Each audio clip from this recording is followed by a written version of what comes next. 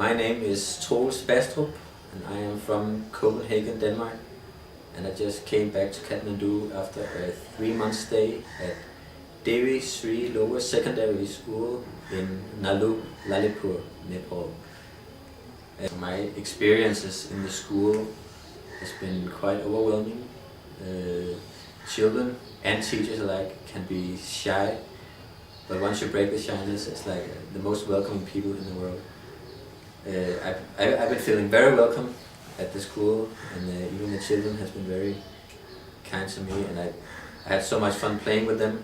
Came to Nallu, and I figured I had a lot of time there, but even with 3 months, as my period was, still I feel like it's difficult to teach a lot.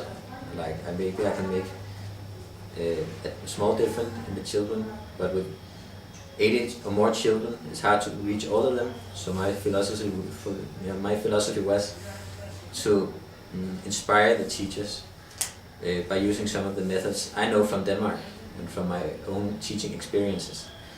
So I would go to the classrooms, make some activities, or like just try to show the teachers like another way of doing things. And I didn't want to force anything on them.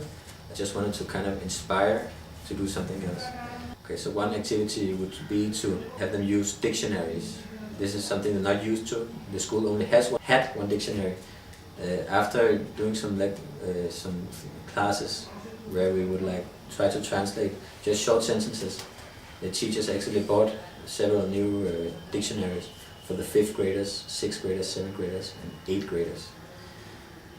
So to some extent, it's really easy to like show them something new, and the teachers are very open. They really want to learn from teachers coming there as volunteers.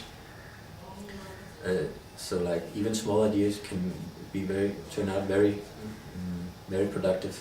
We played some games with letters, just like I gave them some letters, and they will have to find as many words as they can. And if you make it a competition in the class, sometimes it becomes like a lot of fun, and that means this is like teaching 101. It's just easier when it's fun. So we would do these games sometimes, and so I would play a game where I would give them one letter, and then they would have to find a color, an animal, and a kind of food, and a city and a country also.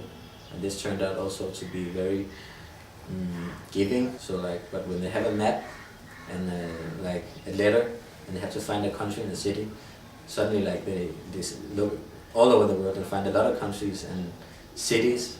And if you play it more than one time, then they can remember the names of the cities and the countries. So that's like it makes it stick. My philosophy is that I wanna kind of inspire. I hope to inspire. I don't want to push anything on anybody, but just like we have like other ways of doing it in Denmark, and like if I can just like show it to them, like another way to do it. If they can feel inspired enough to incorporate it in their teachings, then I think that would be a very good thing. And yeah, for the most part, the teachers are very open, as I said, toward like new things, new way of doing things. So like for one, they bought the dictionaries, and so that's a good thing. But also, just in the classes, they would be sometimes, wow, can you really do it like that? Like they had dictation, and so like in the dictation, okay, write horse, and the teacher would say HORSE, and the children would write it. So I said, okay, let's find the Danish way. Like, okay, we write this name horse. Practice it until tomorrow, and then the day after we will like write it, but there will be no help. You have to use your memory. So that is something new, and the teacher will be like, wow, can you do it like that? Like, that's a new thing, another new thing. So like, but it's just not, it has never been presented to them before. So like, but it's very easy. Like even some things that is like very common in the Western world is like can be almost revolutionary here. In some cases, like when I ask them to use a dictionary, they feel like it's very difficult. Even the teachers say, oh, maybe this is too difficult for them. But like even like difficult is not a bad thing in my opinion. Like if it's too difficult and you can't find out, and it's like, okay, let's try something else. it doesn't doesn't have to be a bad thing. Even if you do it wrong, you can just like kind of work with that, do it, try again. And that's also a way of learning. And yeah, but the teachers, or the students, most of the time they just think it's funny that I'm there. And like trying to speak English to them and communicating is just a lot of fun. Like you have to use a lot of gestures, and like I had to really, you have to be almost like an actor to communicate with the kids. But of course, a lot of it goes from me to the teacher to the children, like with a translator, which is also kind of what I prefer. Like as I try to say, I don't feel like you reach the children that much if you in only 3 months want to teach 80 children something in English. It's too much. Then you're going to be a very, very, very busy teacher. So like I want to have the teachers there to help me, and for me to help them to learn something new. Staying with my host family was an absolute joy. They've been so hospitable, and like couple who is my host, he has been so kind to show me around, and I've seen everything in the area. I've been to all the mountain tops, hilltops, and every sites in the area, and he's been keen to take me on his motorbike anywhere. And like I've seen a lot of the villages, local villages. So yeah, he is absolutely going, like he will do anything. Like even like sometimes I could feel like I was quite a burden, but he would always say no, it's no problem really. And like his parents, who also lives there, they are so kind. Doesn't speak English, so again like there's a lot of like gestures and stuff. But I learned like some basic Nepali, enough to communicate a bit. But like most around the meals when I'm at the house, but very, very, very kind people. I always felt welcome in their home. Okay, most days after school would be spent playing football. Actually, I got a really good relationship to a lot of the boys in town. Most ages, like we would go there with the football. They have a little small football field, and in the beginning it was just a few, but as the weather got better and as there were less work in the fields, as I was there in February, and there was a lot of manure work, carrying manure to the fields. There would be like more and more, and in the end we could play a match every day. So that's what I mostly used my free time on there. And like there would be a lot of some conversation. It's still a sport, so in that way we all speak the same language. We all like to play football.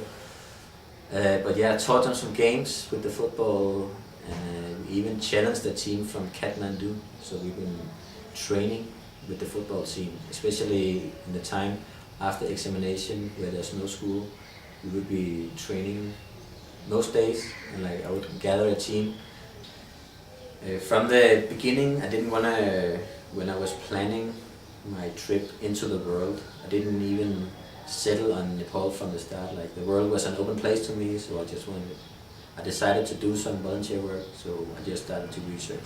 And I purposely didn't want to go with a big organization, because first of all it's very expensive. Second of all, I didn't want an organization that holds your hand all the way through. Like I wanted to be to some extent on my own and have my own experiences. And I stumbled across the video on YouTube with Santi School, and I absolutely loved it from the beginning. So I just watched a lot of videos and sent them a request to do some volunteer work. And I was lucky enough for them to say yes. And it's been a really good communication all the way through. And like, if I needed something, there would be no problem to get the answers from Bishai and from the organization. And even though there was a slight misunderstanding at my arrival, it was really no problem, and we got along really good. And yeah, I've been visiting the office once a month during my stay, and we had talks about how has it been in the village for me, and like Bishai would give me some ideas of maybe some new projects, or he helped me with supplies for some drawing projects. So yeah, the organization has been most helpful all the way through. I couldn't ask for anything more, and I'm most satisfied. It's just the right level for me, because like I feel like I could at all time just ask them for anything and I would get a good answer. But still, as far as I could by myself, I wanted to like do things my own way, and there's also the freedom to do that with the Santi School.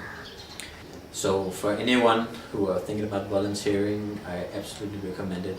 It is an extraordinary experience. Like you really get sucked into the community, and there is so much culture, and like it's almost like an over-injection of culture. And there's so many festivals and activities all the time, so I absolutely recommend it.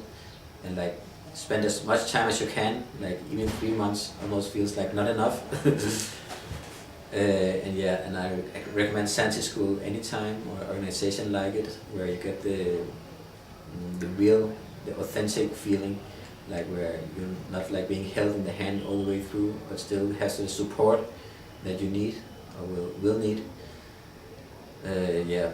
But be prepared for anything. Come with an open mind, and be prepared for a lot of smiles, a lot of curious people, drinking a lot of tea with a lot of different people in a lot of different houses, and like just you will have like a big network in no time in Nepal, and they are so helpful. I'm going now for my stay is officially over, so now I have 2 weeks of traveling in Nepal, and like I've been set up with the people in other places in Nepal, and yeah, they are so kind and helpful.